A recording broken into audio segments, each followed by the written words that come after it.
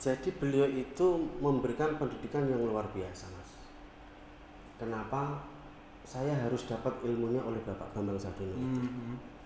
Jadi maka saya juga dengan seiringnya berjalannya itu, saya bagaimana bisa mendapatkan ilmu tapi gratis, kan gitu. Itulah yang menjadi kunci utama. Kadang kan kepingin kemana-mana tapi tidak mengeluarkan biaya. Tapi bagaimana saya juga bisa mendapatkan ilmu juga untuk sangu, kan? Nah inilah sebenarnya Bapak. Ini yang perlu orang tidak tahu.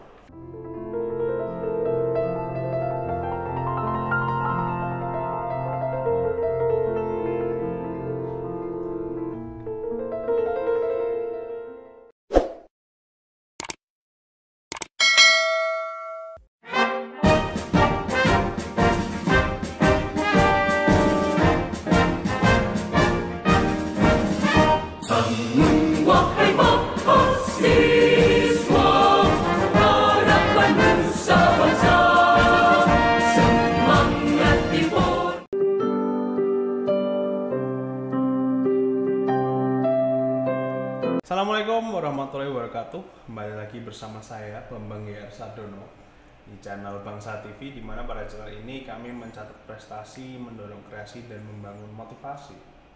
Ini episodenya podcast lagi ya. Jadi pada hari ini kita kedatangan tamu yang sangat spesial ini. Dulu jadi staf DPD Bapak, kemudian sekarang masih jadi staf DPD RI Jawa Tengah seperti itu. Ini ada Bapak Ahmad Hambali SE. Seperti itu.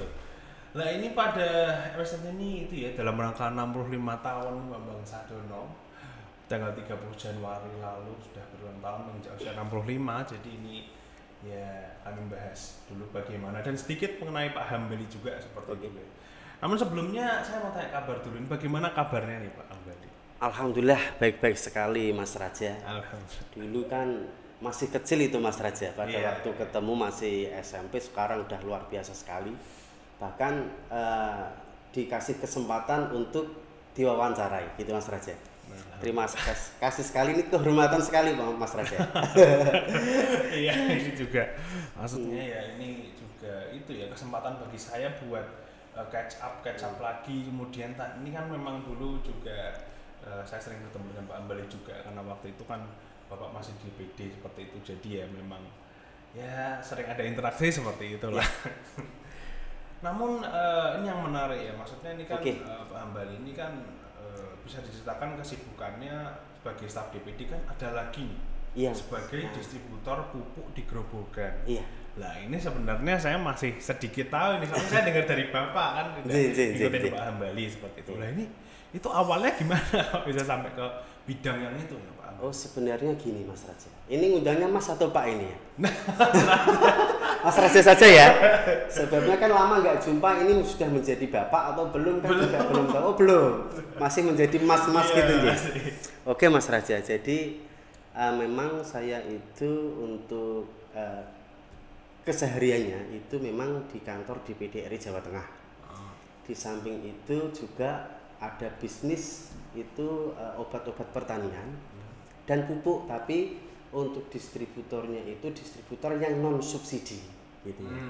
Jadi kalau non subsidi itu kan luas, kalau subsidi itu kan tertentu, jadi sudah ada plot-plotnya masing-masing. Di situ bahkan awal mulanya saya itu ke pupuk itu ada ceritanya itu Mas Raja. Ini ceritanya pada waktu itu saya itu disuruh untuk apa namanya, mengkampanyekan, itu mengkampanyekan putrinya Bapak, itu Ibu Padmasari Mustika Jati. Itu idola saya Mas. Itu idola saya karena agak mirip-mirip sama Raisa itu, kayak Raisa itu. Jadi saya harus liko dahulu.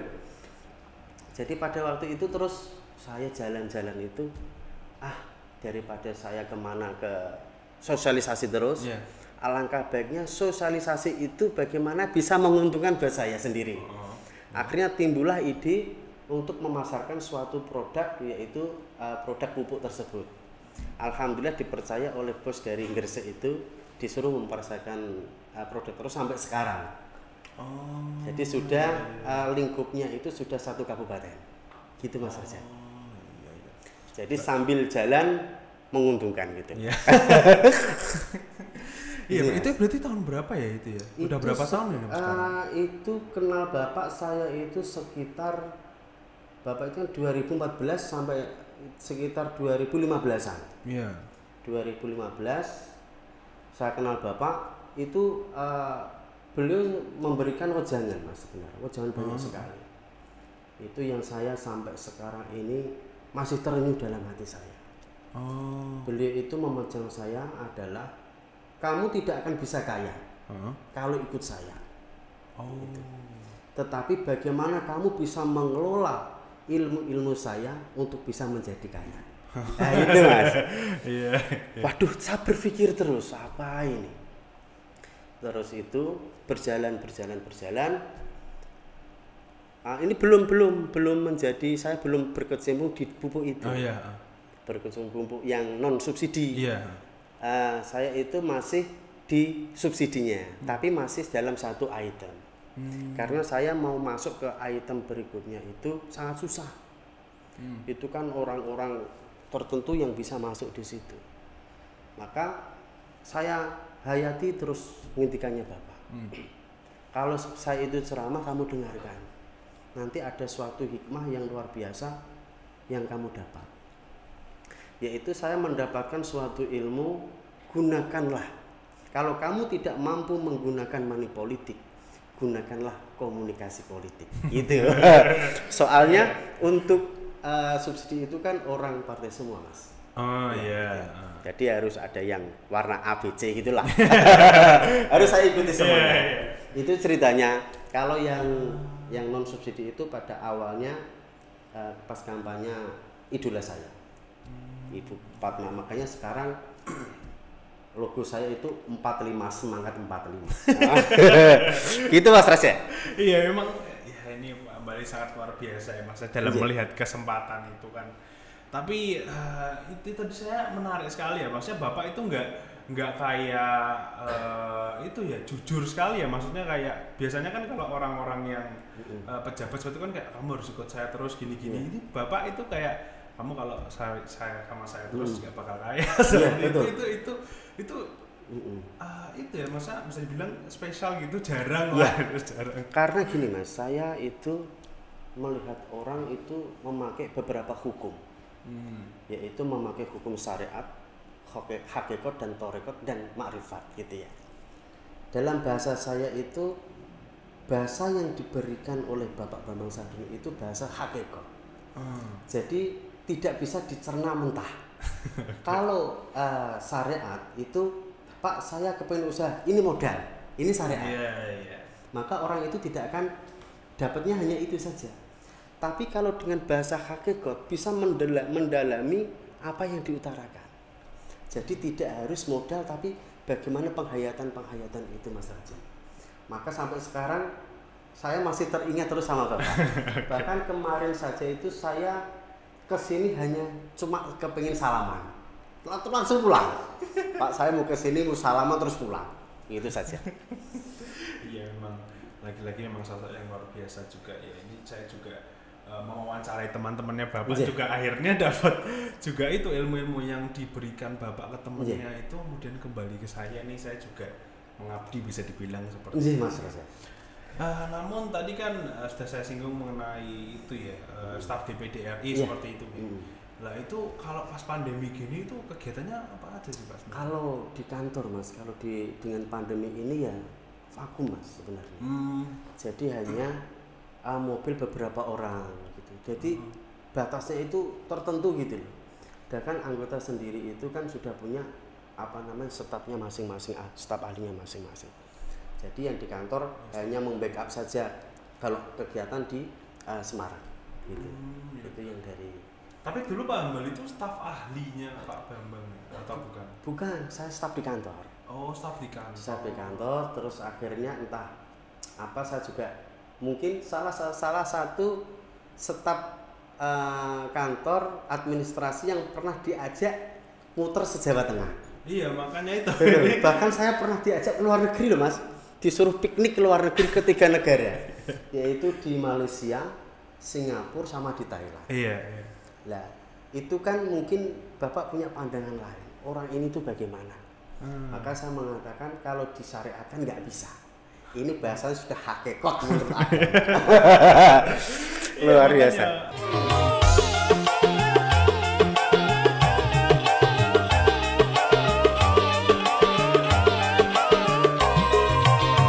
Apa mergo susu atiku tresno ning sliramu cah ayu bocah desa. Muga wae atimu isih selong nrimo tresnaku ikhlas manjing dodol. Minggu ngarep aku besok bakal dolan Pondok Tresno atiku kang kasmaran. Ojo lali suguhane sing mesti ya susumu susu asli boyo lali.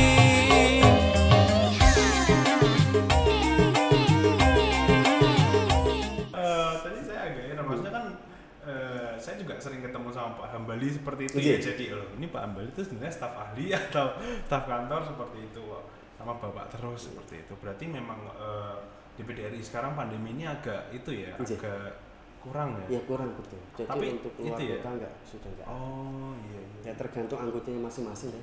Gitu. Lah itu mengatasinya gimana itu terus Pak? Maksudnya Kalau- online cukup kah atau? Kalau itu sekarang apa namanya Mas? Itu ke staf ahlinya. Jadi kantor itu hanya di surat, menyurat. Terus akhirnya kalau ada kegiatan di Semarang kita disuruh untuk membackupnya. Kalau ada acara di Semarang juga kita disuruh mendampingi saja. Itu pun tidak bisa banyak. Tapi acara-acara tetap jalan ya tadi? Tetap jalan Mas. Tetap jalan. Cuman Iya. terbatas sekali. Iya, padahal sebenarnya awal tahun ini kayaknya agak menurun dikit ya, terus ini baru-baru ini Sangat menurun. meningkat lagi Iya. malah ya. Kalau pandemi itu sangat luar biasa sekali Mas. Naik turunnya itu ya, harus siap terus Iya, ya. itu betul. Iya. Satu sisi new normal, tapi satu sisi lagi kalau mulai naik lagi harus mulai Iya. sama lagi Iya. gitu ya. Kemudian sebenarnya tadi udah disinggung juga sih, ini mulai masuk ke Pak Bambang ya. Iya, Pak Bambang. siap.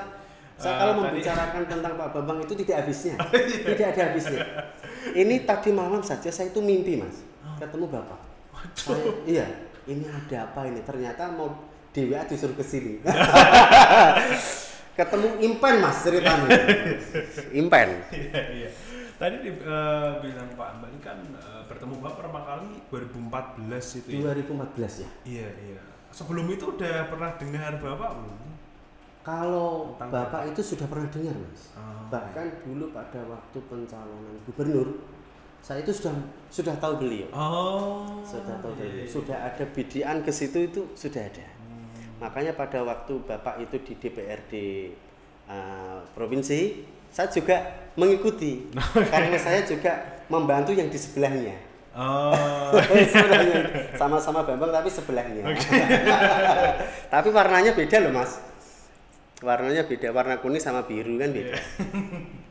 itu dulu first impressionnya apa itu Pak pas pertama kali bertemu dengan Pak Bambang itu, wah ini orang ini kok keras apa gimana gitu waktu itu pertama kali ketemu? Kalau Bapak itu nggak keras Mas, tapi beliau itu disiplin. Oh. Disiplin. Kalau keras itu masih keras stafnya, staf ahlinya itu loh. Itu masih keras beliau daripada Bapak. Iya. Iya. Bapak itu disiplin, kalau iya bilang iya, kalau tidak bilang tidak, malah tidak apa-apa. Jangan yo ora malah ruwet nanti urusannya. Iya. Iya. Pak Hambali tapi ini emang ahli ya, maksudnya dari tadi kalau ada yang perhatian dari tadi nggak nyebut nama ini Pak Hambali ya. Udah hati-hati. Iya. Bahkan saya itu lebih takut ibu daripada bapak. Gitu. Iya. Iya.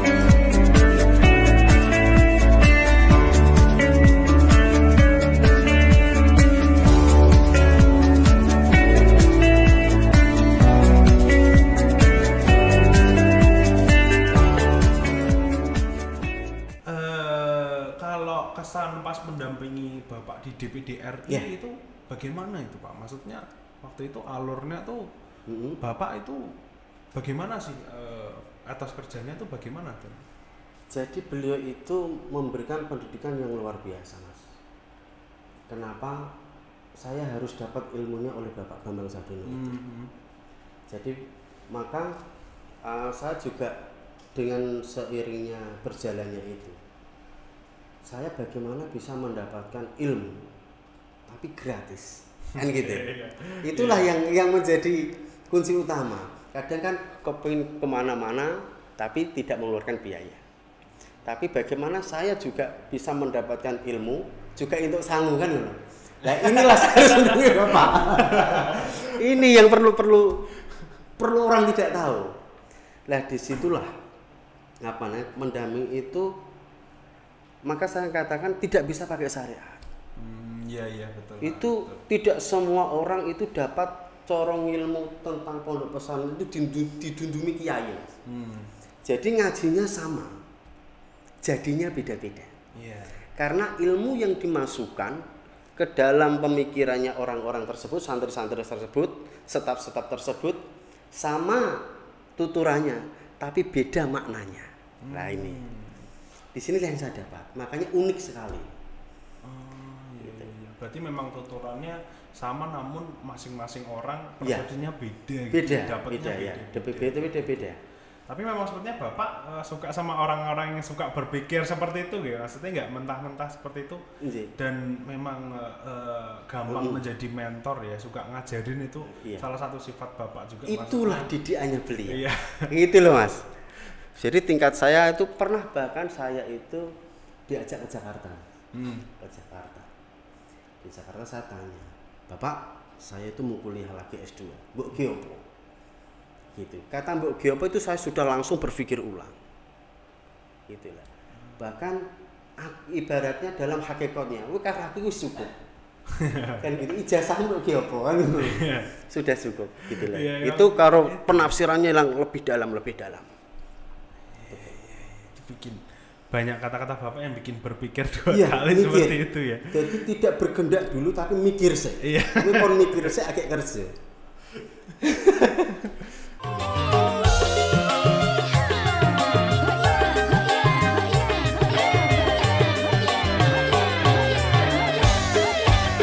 Kenangan indah aku dolan ning omahmu, nalikane pengen pedhok sliramu. Susu tak icipi pancen enak susumu. Tekane omah aku ora bisa turu, tansah eling aku karo susumu. Sungguh enak rasa sangat bermutu, susu boyo lali kelangenanku.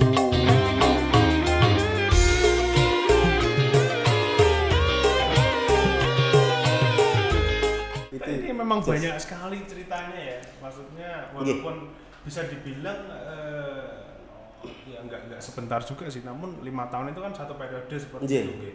Nah itu ada nggak sih cerita yang paling tidak bisa dilupakan seperti itu selain yang sudah diceritakan? Kalau tidak namanya itu sulit sekali Mas. Jadi memang istimewa semuanya.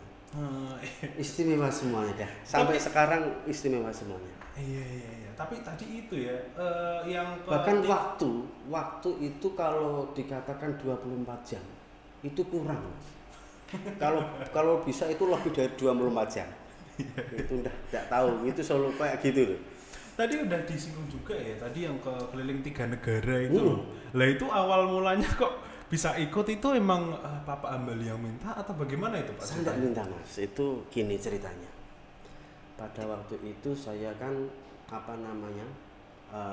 mendampingi putrinya gitu.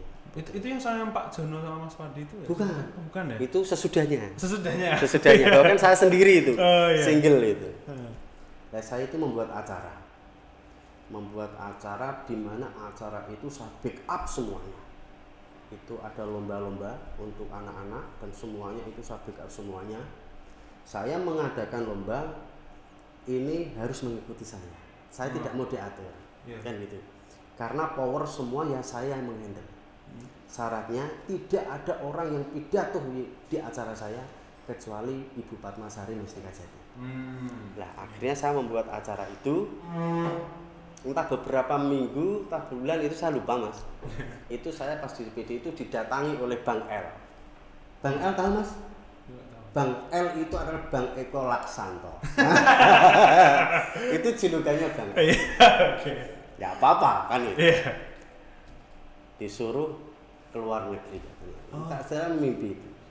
Kamu luar negeri gitu. Itu tenan pura kan. Nah itu ceritanya sampai ketiga negara itu. Awalnya. Itu Pak Hambali nggak tanya alasannya kenapa saya seperti itu nggak? Jangan tanya. Kalau saya tanya nanti kembali ke syariat lagi. Mulai ke syariat lagi. Ya? Ini sudah nggak syariat kok. Iya.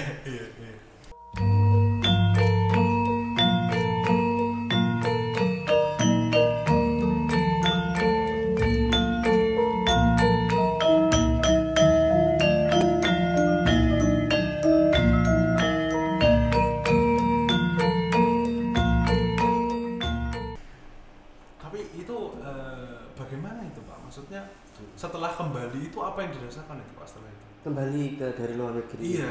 Itu justru banyak hikmah gitu. Berarti memang bekerja itu satu mas. Itu memang kalau dalam kita memakai sedikit bahasa Arab gitu ya. Yaitu saya mengaitkan dengan al-imanu ma'rifatu bi qalbi wa qawlu bilisani wa a'malu bil arkani. Kan gitu. Kalau kamu memang iman, kamu harus yakin dalam hati. Wa a'malu bil arkani, seluruh tubuhmu menjalankan. Wa bilisani, mulutmu juga mengucapkan. Begitu. Jadi kamu itu imanmu itu hanya di lisan saja. Apakah nang ati tok? Apakah tubuhmu itu juga menjalankan? Kalau yang dijalankan hanya satu, itu berarti kan masih kurang. Ini kalau kita memakai jalur itu. Kalau dikembangkan memakai logika, kamu suka Bambang Sadono itu Bapak Bambang Sadono, itu kamu karena Pak Bambang itu karena punya jabatan, jadi kamu suka sama Pak Bambang Sadono. Pak Bambang Sadono itu apakah karena dia itu orang kaya, maka kamu suka dengan Pak Bambang Sadono? Apakah sukamu pada Pak Bambang Sadono itu karena cinta? Nah di sini. Kalau kita sudah memakai suka sama orang dengan kata cinta, walaupun itu tidak kaya, walaupun itu orang kaya, walaupun itu pejabat atau tidak pejabat, itu kita pure dalam hati. Gitu. Maka dari awal tadi mengatakan kamu tidak akan bisa kaya ikut saya. Caranya bagaimana? Resapi kata-kata itu. Nah, gitu. Gitu mas. Asik kan mas? Asik. Ada dalil-dalilnya sedikit lah. Ya ini nanti jadi tontonan yang sangat menarik ya buat para penonton di rumah ini. Tapi tadi kita sempat betul eman-eman sekali mas, eman-eman sekali kita kenal seseorang ada pamrih. Itu eman. Niatmu betul-betul ditata. Seperti itu. Iya. Padahal sepertinya kalau tanpa pamrih seperti itu kan di politik sebenarnya jarang sekali seperti itu loh Pak. Politik itu memang kotor mas. Betul saya akui itu kotor. Tetapi bagaimana kotoran itu kita kemas menjadi pupuk. Akhirnya apa? Bisa menjadikan sejahtera untuk masyarakat petani. Gitu. Politik kotor, tapi kalau kita kemas jadi pupuk bisa menjadi manfaat untuk masyarakat. Karena saya penjual pupuk loh mas. Iya memang ini luar biasa analoginya Pak Hambali ya.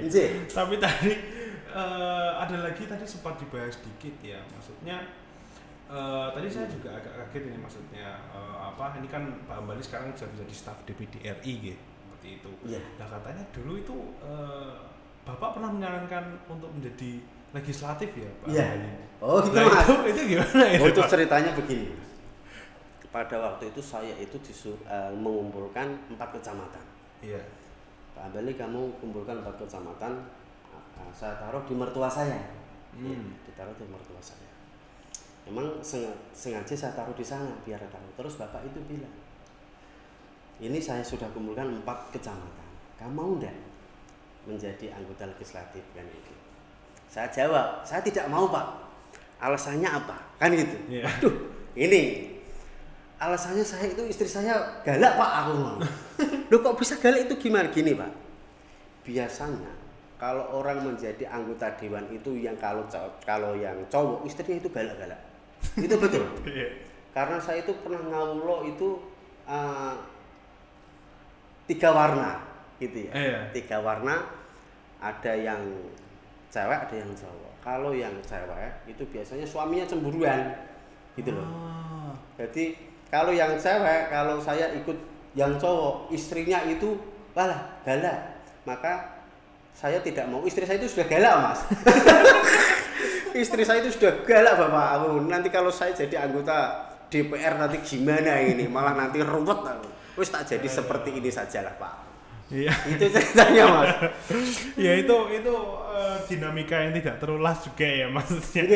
Ya itu pengamatan sangat menarik tadi dari Pak Hambali seperti itu. Nah lagi-lagi nih sebenarnya aku tadi mau masuk ke yang distributor pupuk itu tadi Pak Hambali. Nah itu sebenarnya prospek kedepannya itu bagaimana sih mas? Kalau pupuk gini mas, sekarang itu kan subsidi. Subsidi itu kan tetap kata-kata subsidi itu adalah yang dikurangi. Ya. Betul dikurangi. Bahkan untuk petani sendiri itu kebutuhan itu kan banyak. Ya. Dikatakan sawah 1 bau itu seharusnya dapat 3, sekarang dapat 1 dari subsidinya.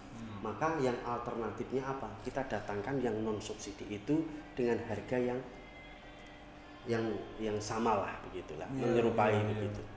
Jadi petani tidak begitu kecewa terhadap produknya tersebut. Berarti memang itu juga itu ya, maksudnya Pak Hambali di sini juga memperhatikan. Harus mengintip kemudian dunia pertanian seperti itu ya. Kalau kurang terus bagaimana? Gitu. Bahkan yang dinamakan NKRI itu ya petani itu sebenarnya. Wes itu udah nggak bisa diganggu gugat itu.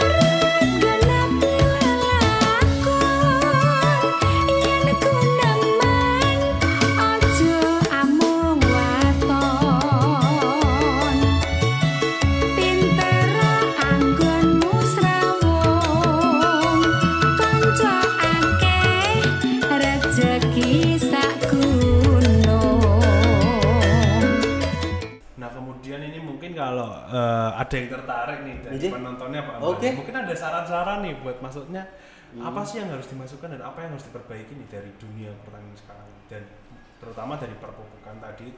Ya intinya itu kalau barang tidak itu tidak mungkin, barang itu selalu ada. Cuma kalau kurang iya. Intinya memang sudah dinas mas. Saya itu juga ini ilmunya bapak lagi. Sudah. Kalau kamu ingin menjadi orang kaya, ini kata bapak Bambang Sadono. Kalau kamu ingin menjadi orang kaya, jadilah pengusaha. Kalau kamu ingin menjadi orang terhormat, jadilah pejabat. Iya. Tapi kalau kamu ingin menjadi orang yang bersyukur, jadilah petani. Iya. Nah ini pokoknya jangan jangan pesimis, sabar, ikhlas dan terima. Pokoknya yes lah. Iya. Itu juga sering dikatakan bapak ke saya sih memang itu memang. Ya banyak ilmu-ilmu yang bermanfaat seperti itu. Tapi kalau pandemi ini nggak berpengaruh ke pupuk tadi itu Pak? Apa bagaimana? Kalau pandemi ini tidak ada pengaruhnya mas. Karena petani itu yang penting saya itu ke sawah. Ke sawah ada pupuk, tanaman saya seperti ini dan harga diperhatikan oleh pemerintah kan gitu. Ya umumnya berapa kita ngikuti berapa dari pemerintah. gitu saja. Berarti memang ya itu ya bisa menjadi salah satu prospek juga ya buat para penonton di rumah ya untuk mungkin mengikuti jejaknya Pak kembali seperti itu. Kemudian ini kita masuk ke Pak Bambang lagi seperti itu ya Pak. Setelah Pak Bambang itu ya mencalonkan lagi di DPD kemudian nggak jadi seperti itu masih komunikasi Pak? Masih WhatsApp terus ya komunikasi lewat handphone saja. Biasanya membicarakan apa itu? Membicarakan pupuk atau dia pernah membicarakan mau dicalonkan apa, kemudian mau dicalonkan di partai ya gitu loh. Jadi saya enggak lah, kalau masalah partai sudah tahu sendirilah, pasti ada kuningnya lah di sini. Ini ada kuningnya. Ini batik gerobokan Mas ini. Dulu ini jagungnya kecil, sekarang besar karena sudah lama jadi besar. Tapi tetap warnanya kuning. Oke. Di sini juga warnanya kuning, tenang saja. Iya, siap. Semangat 45 lah. Ya itu ya, maksudnya itu juga jadi salah satu bisa aku bilang itu keistimewaan dari Bapak juga ya, maksudnya terus itu loh tali silaturahminya dijaga terus seperti itu. Maksudnya kan banyak yang setelah tidak butuh dibuang atau bagaimana seperti itu ya. Kalau Bapak ini biasanya di komunikasinya jalan terus dengan cinta nggak ada pamrih itu. Yang bikin itu loh Pak, maksudnya setiap orang yang saya wawancara itu pasti bilang komunikasinya jalan terus seperti itu. Entah dari mana memang Bapak ini ya sangat luar biasa lah, seperti itu.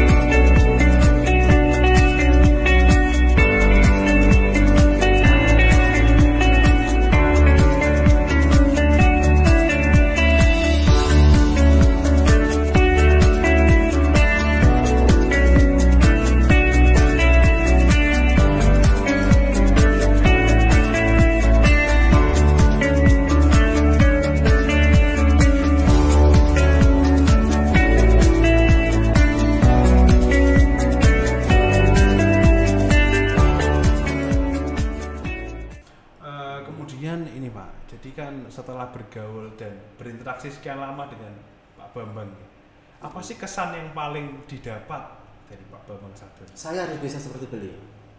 Ya, dalam arti ada sebenarnya itu saya masih kurang Mas, kalau dalam masalah ini masih kurang. Bahkan ada beberapa ilmu yang belum saya dapat. Kan saya perhatikan kok bisa seperti itu, caranya bagaimana? Kan saya harus tidak tanya, tapi harus saya pelajari dulu. Tapi kalau saya mentok baru saya bertanya. Gitu.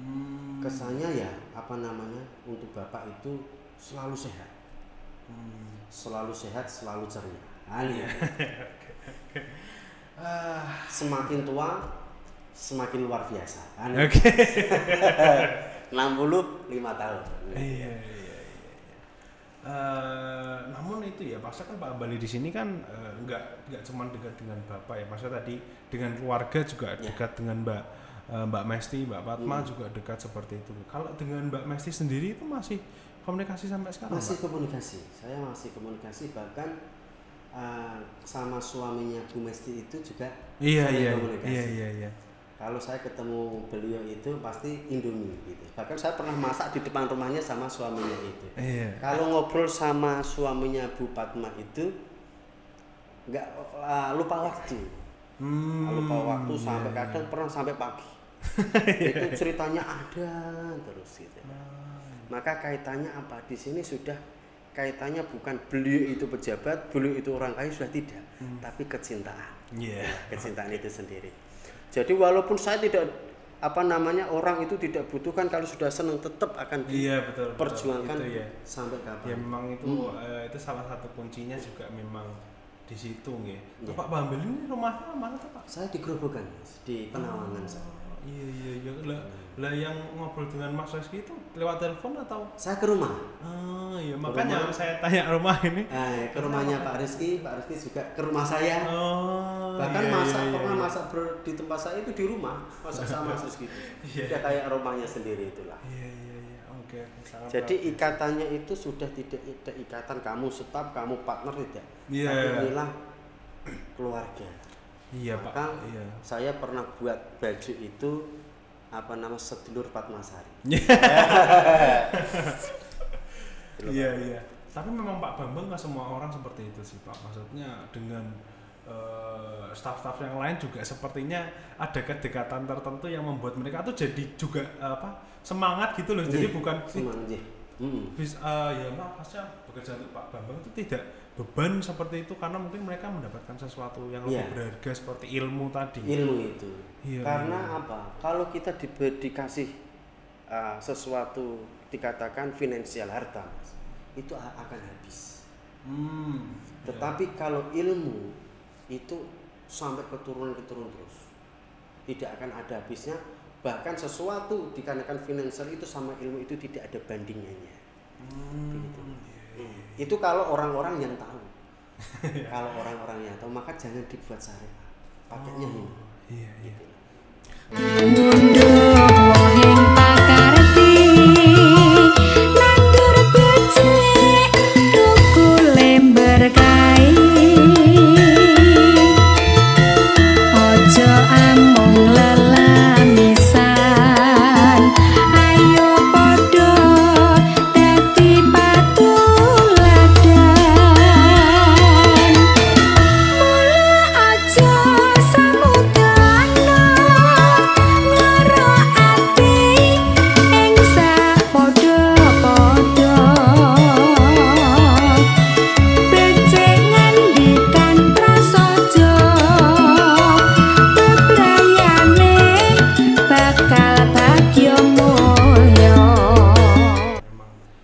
Luar biasa sekali nih omongan Pak Ambali.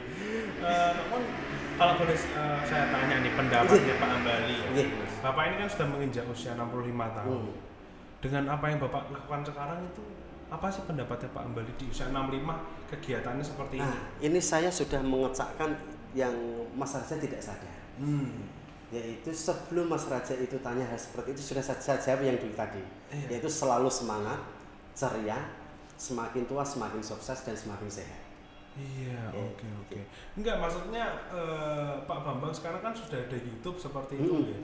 Lah di usia 65 ini bagaimana sih pendapatnya Pak Ambali tentang kehidupan Pak Bambang di usia usia 65? Usia 65 ini kan bukan usia yang muda ya. Maksudnya ya siang-siang senja gitu. Itu. Lah itu Pak Bambang di usia 65 ini menurut pendapat ilmu Pak Ambali, ilmunya. Bagaimana? Jadi itu ilmunya yang beliau punya ditularkan lewat itu. Gitu. Oh iya. Jadi ilmunya itu ditularkan. Kalau mengikuti di Bangsa TV itu eman-eman sekali tidak menonton, eman-eman sekali tidak mengelek, eman-eman sekali tidak meng-subscribe, dan eman-eman sekali tidak komen. Ya betul. Karena apa? Di dalamnya di Bangsa TV itu ada muatan-muatan yang sangat top markotop, good marso good. Bahkan ada nyanyiannya juga itu. Mengembangkan sing ngerti yang tahu menghidupkan Jawa Tengah. Ya itulah. Itu Bangsa TV itu. Wah, jos. Ikuti YouTube-nya. Oke. Kalau mungkin ini Pak Ambali. Saran untuk Pak Bambang Sadono ke depannya nih. Kan Pak Ambali ini kan sudah memperhatikan Pak Bambang juga nih. Ada nggak saran gitu? Pak Bambang harus seperti ini, ada nggak? Oh gitu. Ini saya loh Bapak. Kalau saran saya itu tetap seperti ini Mas, seperti yang dilakukan sehari-hari, mengeluarkan ilmu, mengeluarkan wawasan di mana orang ini tidak dikatakan pintar, tapi banyak yang keblinger. Oh iya, betul. Inilah sosok Bapak Bambang Sadono itu untuk meluruskan orang-orang sing keblinger itu. Itu ya. Ampunya. Jadi ampunya. Iya, iya. Mari pejabat-pejabat yang ora cetha nanti biar Bapak sendiri yang.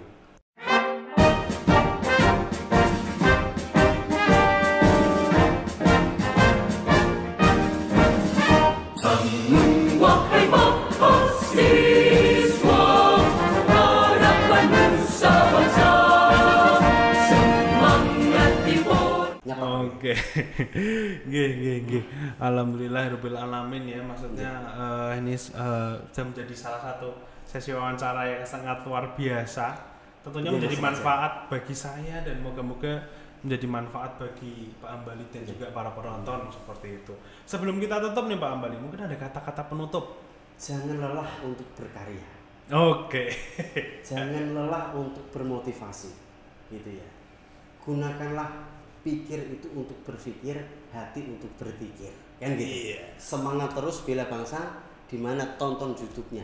Pasti ada manfaat-manfaat yang luar biasa di situ. Kalau ingin pintar, ya tonton YouTube-nya dong. Iya. Iya. Amin ya rabbal alamin.